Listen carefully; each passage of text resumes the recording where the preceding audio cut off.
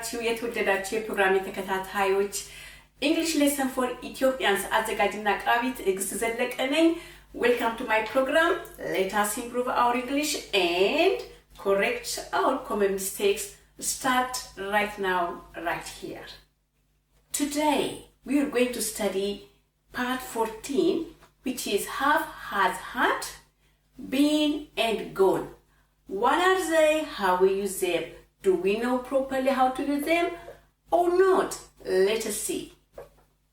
ዛሬ ለመጀመሪያ ጊዜ ፕሮግራሜን ያያችሁ ትዕግስት ዘለቀ ነኝ። ዛሬ ፓርት 14 ላይ ነኝ። ከፓርት 1 ጀምሮ ይሄን ፕሮግራም ካያችሁ ወዲህ ከፓርት 1 ላይ ሄዳችሁ ብታዩ በጣም ጥሩ አፕብሪንጊንግ ይኖራችኋል ለእንግሊዘኛ እውቀታችሁ እና ዌልካም ቱ ማይ ፕሮግራም። ለዛሬው ደግሞ ሼር ማድረግ ሰብስክራይብ ማድረግ እንዳትረሱ። Let us go to our today's lesson. Okay. እሺ ይሄ ደግሞ ዛሬ ማስተምራችሁ have, has, had, you know everybody I think they know. ግን መቼ ነው እንዴት ነው ለምንድን ነው የምንጠቀመው? plus been and gone. Oh my god. ይሄ ለኛ ለአበሾች ለአማርኛ ተናጋሪዎች ብቻ ሳይሆን የመጀመሪያ ቋንቋችን ሌላ ቋንቋ የሆነ በሙሉ English as a second language ስንናገረው በጣም ኮንፊውዝ የሚያደርገን ነው። ስፔሻሊ በእኛ በአማርኛ ሁለቱም አንድ ነው። በእንግሊዘኛ ግን ሰማይና ምድር ልዩነት አለው። Let us see. Have, has, had. Have, has, had የምንጠቀምባቸው በብዙ ቦታዎች ለብዙ ንግግሮች እንጠቀምባቸዋለን። እኔ ዛሬ ሁሉንም ላስተምራችሁ ጊዜውም የለኝም አቅሙም የለኝም እናንተም ጊዜውም የላችሁም ይሄንን ለማየት ነገር ግን ለዛሬ በመፈልገው ፓርት ብቻ ሀብና ሀዝ ሀድን እያስገባው ልዩነቶቹንና እንዴት እንደምንጠቀም አስተምራችኋለሁ አጠር ጸዳ አድርጌ። have, has, had haveን የምንጠቀመው ለፈርስት ኤንድ ለሰከንድ ፐርሰን ሲንጉለር እና ፕሉራል ነው። አይ እና ዩን ማለት ነው። ወይም ደግሞ በፕሉራል ሲሆን ደግሞ they we ሲሆን ነው። በሃዝ ደግሞ የምንጠቀመው he she it። እሱን አሁን ማናችሁም የኔ ተማሪዎች እስከዛሬ ከኔ ጋር የዘለቃችሁ ፈርስት ሰከንድ ሰርድ ፐርሰን ሲንጉለር እና ፕሉራል በደንብ ታውቃላችሁ። ስለዚህ አሁን ብዙ ጊዜ ለሱ ብዙ ከቨር አልሰጠውም። had ደግሞ had ለሃብም ለሃዝም ፓስት ቴንስ ነው። በፕሬዘንት ስንናገር have ለፈርስት እና ለሰከንድ has ለሰርድ ስንናገር ይሆናል። had ደግሞ ለሶስቱም ለሁሉም ፓስት ስናረጋቸው had እናስገባለን ማለት ነው። ይሄንን ካልኳችሁ አሁን እዚህ ጋር የመጀመሪያው haveን ለምን እንደምንጠቀምበት have በቀጥታ በዲክሽነሪስ በቀጥታ ስንተረጉመው have ማለት አለኝ has አለው have አላቸው ነው። የመጀመሪያ ፖሴሽን ነው።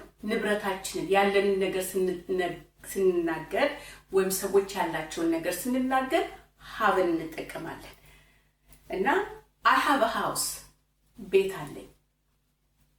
I have an appointment ቀጠሮ አለኝ። የምሰራው ስራ አለኝ።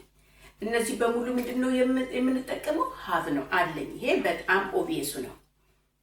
ሁለተኛው ደግሞ የምንጠቀመው ለመብላትም ለመጠጣትም እንጠቀምበታለን ማለት ነው። haveን I eat my lunch ከማለት ይልቅ I have my lunch እንላለን። ምሳዬን በላው በሁለቱም ይሆናል ወይ ምሳዬን እየበላው ነው ወይ እበላለሁ ነው። I have a coffee I have a cup of coffee ቡና መጠጣት ፈልጋለሁ ቡና እየጠጣሁ ነው። I have a cup of tea ቡና እየጠጣሁ ነው ሻይ እየጠጣሁ ነው። I have my lunch at noon ምሳዬን በአትኑን ማለት በእኛ በኢትዮጵያ ቀትር እንደምንለው ነው ምሳ ሰዓት ላይ ነው ማለት ነው። በእንግሊዘኛ ኑን በአማርኛ ደግሞ ቀትር ይባላል ማለት ነው half day። እና we had dinner at the restaurant last night ይሄ ደግሞ ትላንትና ሬስቶራንት ምሳ እራት መብላታችንን ከሰዎች ጋር ሆኜ ስናገር ምን ተጠቀምኩኝ? hadን ተጠቀምኩ። ምክንያቱም ስለ last night ስለ ትላንትና እራት ነው እንጂ ያወራው ስለ ዛሬ አይደለም። hadን ደግሞ በዚህ መልኩ እንጠቀማለን። አሁን ወደ today ወደ main lesson እንገባለን ማለት ነው። አሁን እንግዲህ have አለኝ ነው፣ እበላለሁ እጠጣለሁ ነው። ይሄ በጣም ከባህር ላይ በጭልፋ ዘግኜ እንደ መስጠት ነው እንጂ it has a lot of things to do, but I just taught you just exactly what we needed for today's lesson. Okay, here we go. Have, has also are auxiliary verb in a present perfect tense. Present perfect tense ገና አላስተማርኳችሁ፣ ምክንያቱም ከመጀመሪያው ጀምረን ስለሆነ ይሄድ ነው። አሁን ወደፊት እያደግን ስንሄድ እንግዲህ እየተጠጋን ነው። አሁን ዛሬ ማስተምራችሁ have, has, had ወደ ፕሬዘንት ፐርፌክት የሚያስጠጋችሁ ሆኖ እዚህኛውም አለ፣ ፕሬዘንትም ላይ አለ፣ ፓስት ቴንስም ላይ አለ፣ ፕሬዘንት ኮንቲኒዩስ ላይም አለ እና በሁለቱ መሀል ያለ have, has, had ነው። አሁን ለፕሬዘንት ፐርፌክት እያዘጋጃችሁ ነው ማለት ነው። ምንድነው auxiliary verb? I think part 2 ላይ do does እንሰራ auxiliary verbን ነግራችኋለሁ። have, has, had auxiliary verb ሲሆን የሚያግዘው የቨርብ አይነት past participle ነው። እሱንም አሁን አሳያችኋለሁ። ከዚህ በፊትም ተምረናል። present, past participle, irregulars and irregulars ብዬ ያስተማርኳችሁ part 1 ላይ ነው። anyway ስለዚህ haveም auxiliary verb ነው። ሲገባ በፕሬዘንት ፐርፌክት ላይ ምንድነው የሚሆነው? ሜይን verb ሳይሆን በauxiliary verbነት ይገባል ማለት ነው። እንዴት ነው? እንየው። ፎርሙላው የሚሆነው have plus verb past participle ነው የሚሆነው። እዚህ ስክሪኑ ላይ እንደምታዩት ዛሬ የምንማረው ጎን እና ቢን ነው የምንማረው። ቢን ምን ማለት ምንድነው? ጎን ማለት ምንድነው?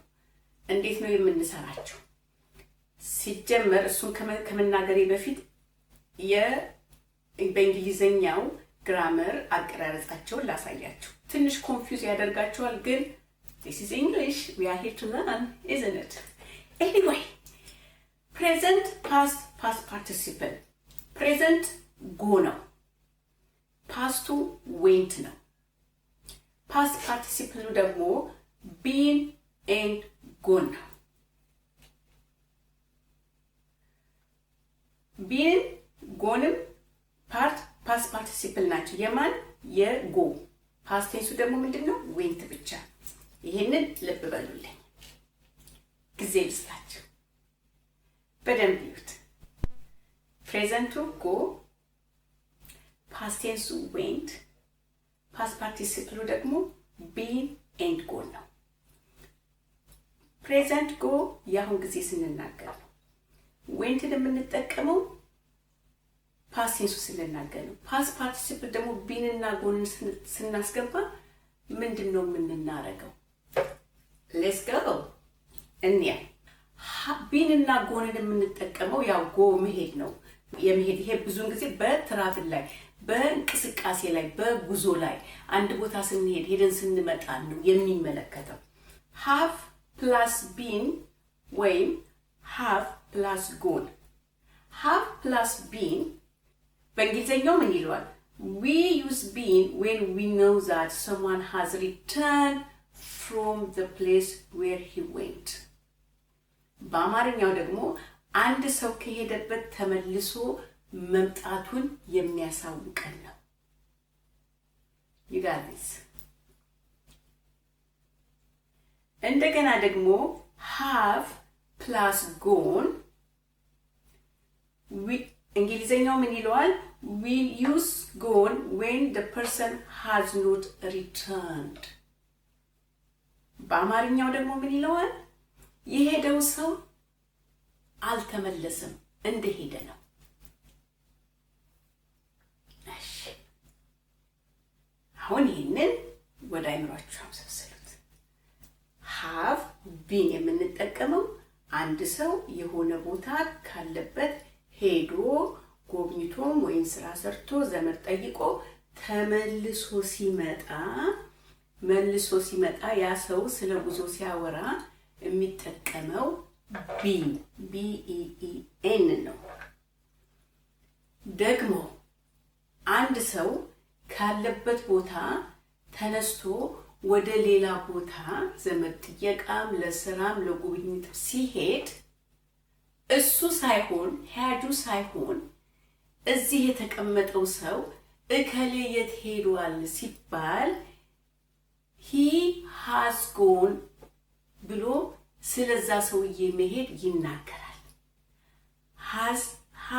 has gone የሚናገረው ሌላው ሰው ነው ስለዛ ሰው መሄድ። ምክንያቱም ያ ሰው ሄዷል። እዚህ ቁጭ ብሎ ሄጃለሁ አይልም። ቢን ግን ያ ራሱ አክሽኑን ያደረገው ሰው ሄዶ ተመልሶ ሲመጣ ሄጄ መጥቻለሁ ከዚህ ቦታ ነበርኩ ሲል ባለቤቱ ይናገራል። has gone ግን ሌላ ሰው ለሱ ነው የሚናገረው። ምክንያቱም እዚህ ቁጭ ብዬ I have gone to America ብል አንድ አድማጬ excuse me ታዲያ እዚህ ምን ትሰሪያለሽ?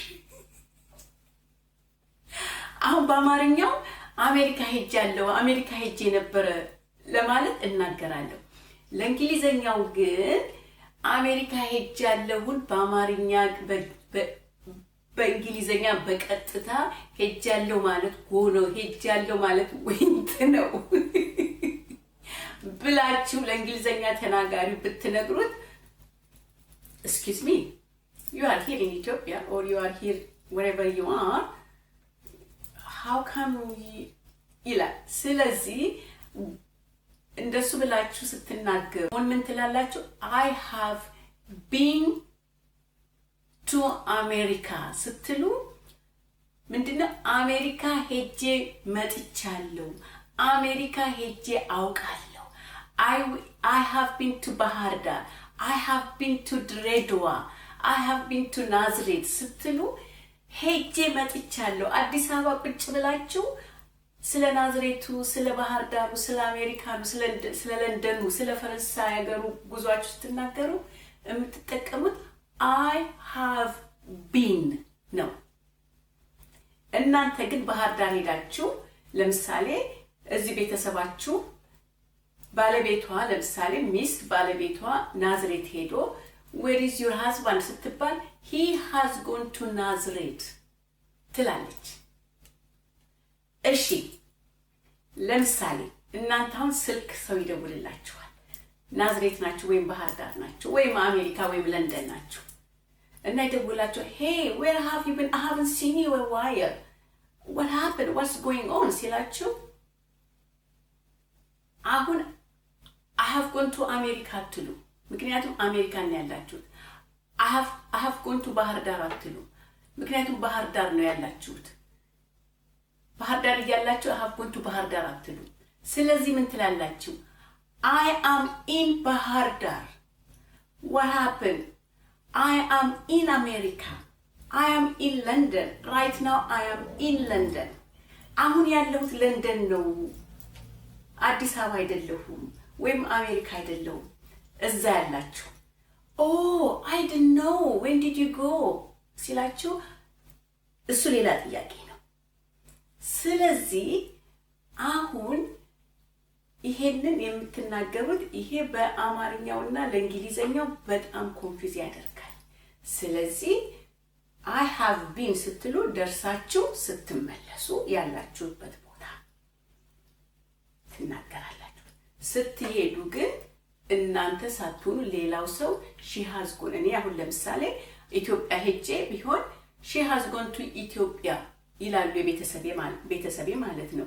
እኔ ግን ስለ I am in Ethiopia where are you tickets ብሎ ሰው ቢጠይቀኝ no I'm in አዲስ እላለሁ ማለት ነው እንጂ I have gone in አዲስ አለ I think you got it. We don't use gone for talking about I and we ቅድም እንደነገርኳችሁ ስትሄዱ እኔ ከሆንኩኝ I have been ነው ጅምለው ወይም ደግሞ የሄድኩበት ቦታ ካለው I am in that place ነው ጅምለው ዊም እንደሱ ነው። እኛ ሁላችንም የቤተሰብ ተሰብስበን አገር ቤት ኢትዮጵያ ከሄድን we have gone to ኢትዮጵያ አንልም። ለሚጠይቀን ሰው we are in ኢትዮጵያ እንላለን። ተመልሰን ስንመጣ we have been in ኢትዮጵያ እንላለን ማለት ነው። በዚህ መልኩ ውሰዱት። አሁን እዚህ ላይ ኤግዛምፕል ጽድት አድርጌ ሰጣችኋለሁ ማለት ነው። አበበች has gone to school። አሁን አበበች የት ነው ያለችው? ትምህርት ቤት ነው ያለችው። ከዛ ደግሞ አበበች has been to school። ይሄን ስል ደግሞ አሁን አበበች ትምህርት ቤት አይደለችም። ከትምህርት ቤት ደርሳ እቤት መጣለች። አሁን እዚህ ላይ እንግዲህ ጥያቄ እንጠየቃለን። where have you been? የት ነበርሽ? I have been to school። ደርሼ መጥቻለሁ። ስለዚህ ያ ጥያቄ ያለበት አካባቢ ስለሆነ ያለሁት ደርሼ መምጣቴን ተናገርኩ ማለት ነው። ስለዚህ አሁን ስኩል አይደለሁም። where has he been? የት ነበረ? he has been to school። አሁን ትምህርት ቤት አይደለም ግን ትምህርት ቤት ሄዶ መጥቷል ማለት ነው። where has she been? ለሴት ደግሞ የት ነበረች? she has been to school። where have they been? እነሱ ደግሞ የት ነበሩ? they have been to school። አሁን እነሱ ለፕሉራል፣ ለሲንጉላር፣ ለፈርስት፣ ለሰከንድ ለሁሉም የተጠቀምነው አንድ አይነት ነው ማለት ነው እና በዚህ መልኩ እንናገራለን ማለት ነው። አሁን ደግሞ ጥያቄ ስንጠይቅ ማለት ነው ለጎን where has he gone? where has he gone? የት ሄደ? where has አበበ gone? የት ሄደ? he has gone to school። አሁን አበበ ስኩል ትምህርት ቤት እያለ ስለሆነ ጥያቄው የመጣው ሰው አያገኘውም። ስለዚህ okay, I'll come back later. what time is he coming? ብሎ ጥያቄ ይጠይቀኛል። I don't know, maybe just come just like around in the afternoon, like 4 p.m. he might just come back. Please come back later. he has gone to school። ምክንያቱም አበበ ገና ትምህርት ቤት ነው ማለት ነው። where has she gone? where has አበበች gone? she has gone to school። እስካሁን ትምህርት ቤት ናት ማለት ነው። where have they gone? የት ሄዱ? where have they gone? where have your children gone? oh, they have gone to school። ትምህርት ቤት ናቸው፣ እቤት ሄዱ። ለምሳሌ ሳሚ የሚባል ልጅ አላችሁ። ሳሚ ትምህርት ቤት ሄዷል። የሳሚ ጓደኛ ይመጣና በር ያንኳኳል። no, I would like to, yeah, okay, what do you want? no, I would like to play with Sami. oh, Sami has gone to school. oh, he didn't come back yet. oh, it's okay, I'll come back later ብሎ ይሄዳል። ነገር ግን እናንተ ተሳስታችሁ where is Sami ሲላችሁ የሳሚ ጓደኛ he has been to school ብትሉት oh, please call him, I would like to play with him. no, I said he's gone to school. no, you told me he has been to school, so he must be here at home። እና ልጁ ይናደዳል። ምክንያቱም ሄዶ መጥቷል ነው እንጂ ያላችሁት ሄዶ አላላችሁትም። ስለዚህ እዚህ ላይ በጣም ስህተት ይሰራል። በተለይ ስራ ላይ በተለይ ከውጭ ዜጎች ጋር የምትሰሩ ውጭ ያላችሁ ሰዎች ስራ ላይ ይሄ ስትጠየቁ where have you been ስትባሉ ሄዳችሁ የመጣችሁበት ቦታ ለምሳሌ ሀገር ቤት ሄዳችሁ ብትመጡ I have been to Ethiopia ትላላችሁ። ግን ለምሳሌ ብዙ ጊዜ ራሳችሁን I have gone እንዳትሉ። I have gone ካላችሁ እናንተ እዚህ ያላችሁ አለቃችሁ ፊት እያላችሁ I have gone to Ethiopia ብትሉ ምንድነው የምትለኝ? እዚህ ያየሁክ እንዴት ነው ሄድኩት የምትለው ይላል እና ውጅንብር ይፈጥራል። በፍጹም እራሳችሁን I have gone ብላችሁ አትጠቀሙ። ቢንን ተጠቀሙ። ሄዳችሁ የመጣችሁበት ቦታ ቢንን ተጠቀሙ እና በስልክ እንኳን አለቃችሁ ደውሎ ቢጠይቃችሁ ለምሳሌ እንዴት ነህ ብሎ ዛሬ በቫይበር በኢሞ የትም ዓለም እንነጋገራለን። where are you እርጤቃችሁ no, I'm not in America, I have gone to Ethiopia እንደሱ አይደለም የምትሉት no, I am in Ethiopia። okay, አሁን ይሄንን ጨርሻለሁ። በጣም እንደገባችሁና በጣም አንደርስታንድ እንዳደረጋችሁኝ I knew in advance። all right, ውድ የተከበራችሁ የተወደዳችሁ የፕሮግራም ተከታታዮች thank you for watching, thank you for your support. Please share, subscribe. If you like it, you can like it. See you by other lesson next week, maybe sometimes next week. Anyway, I will see you soon. Thank you for watching. Have a great day. See you soon. Bye everyone.